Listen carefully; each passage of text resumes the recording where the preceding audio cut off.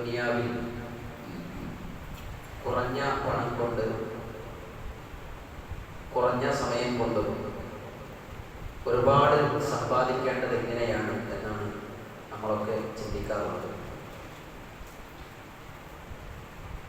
കുറഞ്ഞ സമയത്തിനുള്ളിൽ കുറഞ്ഞ പണം ഉപയോഗിച്ച് എങ്ങനെ വലിയ പണക്കാരനാകാം, എങ്ങനെ നമ്മൾ ആഗ്രഹിക്കുന്ന ആഗ്രഹങ്ങൾ നേടിയെടുക്കാം എന്നൊക്കെയാണ് ബഹുഭൂരിപക്ഷം ആളുകളും ചിന്തിക്കാറുള്ളത്. എന്നാൽ പരലോകത്തെ സംബന്ധിച്ചിടത്തോളം പരലോകത്തിലെ ഗുണങ്ങളും നന്മയും ചുരുങ്ങിയ സമയം കൊണ്ട് എങ്ങനെ അല്ലാഹു സുബ്ഹാനഹു വ തആല ഒരുക്കി വെച്ച സ്വർഗം നേടാം എന്ന് ചിന്തിക്കുന്നവർ വളരെ ചുരുക്കമായിരിക്കും.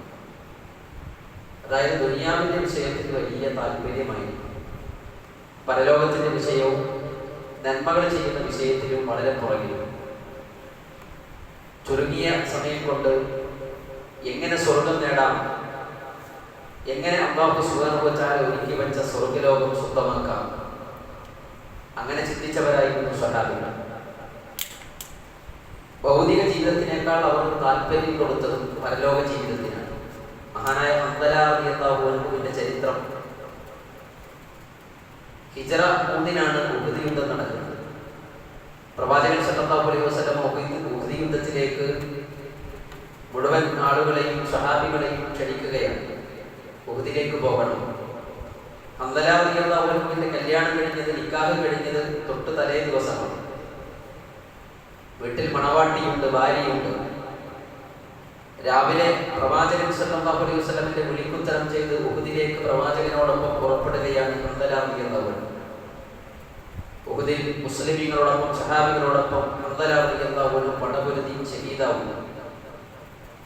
ആ സന്ദർഭത്തിലാണ് പലരും പറഞ്ഞത്, കല്യാണം കഴിഞ്ഞ് തലേ ദിവസം രാത്രി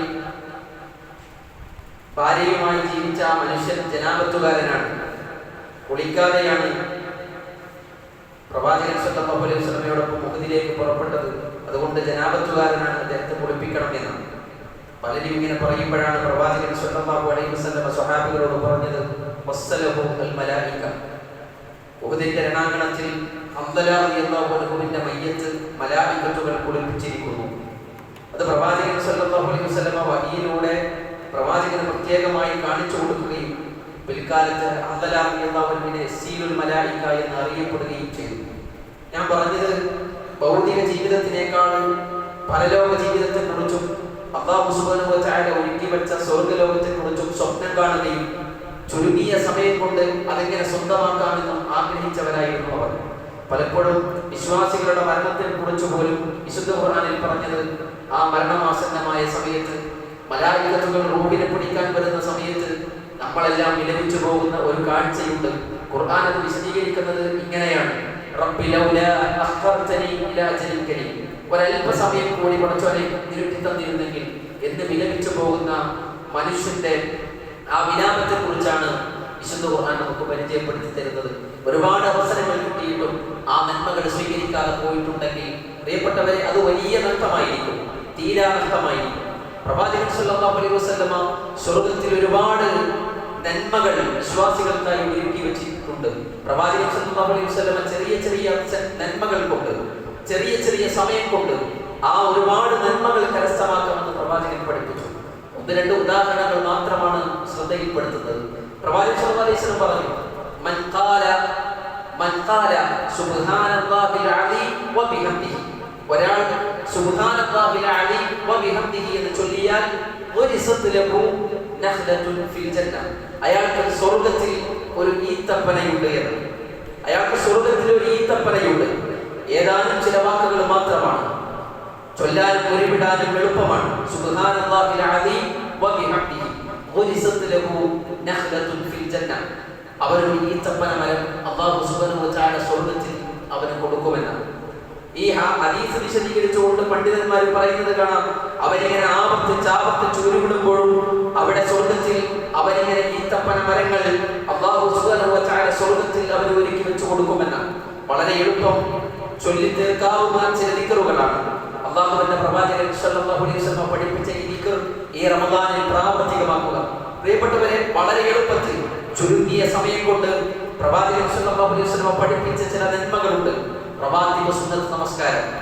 പ്രവാചകൻ സല്ലല്ലാഹു അലൈഹി വസല്ലം പറഞ്ഞത് കാണാം, സ്വർഗ്ഗത്തിൽ ഒരു ഭവനമുണ്ട് എന്നാണ്. സ്വർഗ്ഗത്തിൽ ഒരു ഭവനമുണ്ട് എന്ന്.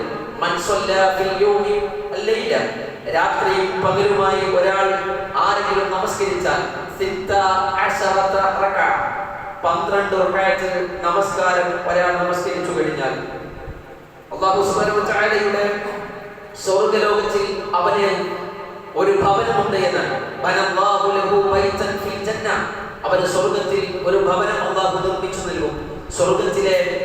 സ്വർഗ്ഗത്തിലെ ഒരു ഭവനം വിശ്വാസികൾക്കുണ്ട് എന്ന് അറിയിക്കപ്പെട്ട സ്വലാത്തുൽ റവാത്തിബ് 12 റക്അത്ത് സുന്നത്ത് നമസ്കാരം ചുരുങ്ങിയ സമയമാണ്. പ്രിയപ്പെട്ടവരെ, ഈ റമദാനിൽ ആ 12 റക്അത്ത് സുന്നത്ത് നമസ്കാരം, റവാത്തിബ് നമസ്കാരം പതിവാക്കിയാൽ അത് ജീവിതത്തിൽ മുഴുവനും നിലനിർത്താൻ നമുക്ക് സാധിക്കും. അതുകൊണ്ട് വലിയ ശ്രേഷ്ഠതയുള്ള സ്വർഗ്ഗത്തിലെ ഒരു ഭവനം അല്ലാഹു സുബ്ഹാനഹു വ തആല നമുക്കായി ഒരുക്കി വെച്ചിരിക്കുന്നു. ഏതൊക്കെയാണ് 12 റക്അത്ത് സുന്നത്ത് നമസ്കാരങ്ങൾ? സുബ്ഹിയുടെ മുമ്പ് 2 റക്അത്ത്, ദുഹറിന്റെ മുമ്പ് 4 റക്അത്ത്, ദുഹറിന് ശേഷം 2 റക്അത്ത്, മഗ്രിബിന് ശേഷം 2 റക്അത്ത്, ഇശാക്ക് ശേഷം 2 റക്അത്ത്. ഈ 12 റക്അത്ത് 5 മിനിറ്റ് മതി. 5 മിനിറ്റ് തികച്ചു വേണ്ട ഒരു 2 റക്അത്ത് സുന്നത്ത് നമസ്കരിക്കാൻ. അത് ജീവിതത്തിൽ പതിവാക്കുക. അല്ലാഹു സ്വർഗ്ഗത്തിൽ വലിയ ഒരു ഭവനം നമുക്കായി ഒരുക്കി വെക്കും. ഓരോ നന്മകൾക്കും അല്ലാഹു സ്വർഗ്ഗത്തിൽ ഒരുപാട് നന്മകൾ നമുക്ക് വേണ്ടി ഒരുക്കി വെച്ചിരിക്കുന്നു എന്നാണ് വിശുദ്ധ ഖുർആനിൽ അല്ലാഹു നമ്മെ പരിചയപ്പെടുത്തുന്നത്. ഒരു നന്മ, ഒരു ചെറിയ നന്മ അതവിടെ കാണും. ഫമൻ യഅമൽ മിസ്ഖാല ദറത്തിൻ ഖൈറൻ യറ, ഒരു അണു നന്മ ചെയ്താൽ അത് നമ്മൾ കാണും അവിടെ.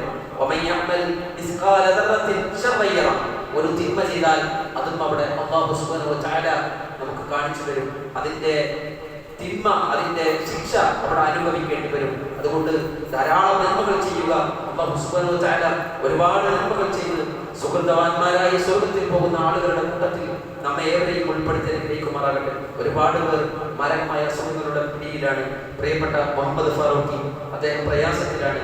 അല്ലാഹു സുബ്ഹാനഹു വ തആല ശിഫയും സമാധാനവും നൽകി അനുഗ്രഹിക്കുമാറാകട്ടെ. ആഫിയത്തുള്ള ദീർഘായുസ്സിനെ പ്രദാനം ചെയ്യുമാറാകട്ടെ. ഒരുപാട് പേർ മാരകമായ അസുഖങ്ങളുടെ പിടിയിലുണ്ട്. അല്ലാഹു ശിഫ നൽകി അനുഗ്രഹിക്കുമാറാകട്ടെ. നമ്മളിൽ നിന്ന് മരണപ്പെട്ടു പോയ ആളുകളുണ്ട്. അല്ലാഹു മഅഫറത്ത് പ്രദാനം ചെയ്യുമാറാകട്ടെ. ربنا تقبل منا انك انت السميع العليم وتب علينا انك انت التواب الرحيم. ربنا آتنا في الدنيا حسنه وفي الاخره حسنه وقنا عذاب النار. امين برحمتك يا ارحم الراحمين. الحمد لله رب العالمين. السلام عليكم ورحمه الله وبركاته.